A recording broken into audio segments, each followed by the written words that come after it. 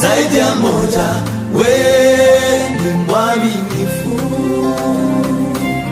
Nina historia maalumu, wewe ni chemchemi ya uzima. Si mara ya kwanza kunitoa katika magumu. Nina ushuhuda zaidi ya moja, wewe